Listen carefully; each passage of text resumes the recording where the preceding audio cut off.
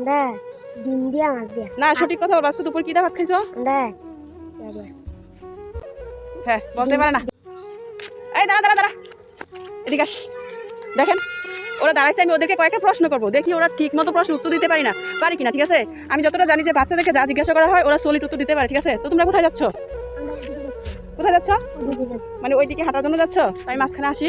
তো আমি তোমাদেরকে একটা প্রশ্ন করবো, তোমরা কি প্রশ্ন উত্তর দিতে পারবা? জি জি। প্রশ্ন উত্তর দিতে পারবা? ওইদিকে ফিরো। আচ্ছা আমি সহজ একটা প্রশ্ন জিজ্ঞাসা করবো, ঠিক আছে? আজকে দুপুরবেলা কি দিয়ে ভাত খাইছো বলো তো?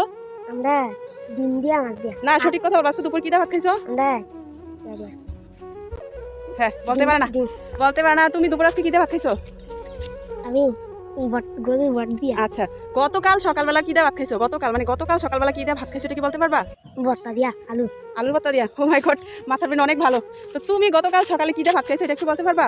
আমরা দিয়া আসলাম মানে কাঁঠালের ভর্তা দিয়া। কাঁঠালের বিচির ভর্তা দিয়া। তো গ্রামগঞ্জে খাইছে এই ভর্তাটা একটু বেশি চলে, তো ওদের সাথে মিট করলাম, ভালো লাগলো। তো আপনারা একটা প্রশ্নের উত্তর দিবেন, গতকাল সকালবেলা আপনারা কি দিয়ে ভাত খাইছেন অবশ্যই কমেন্ট বক্সে লিখে যাবেন।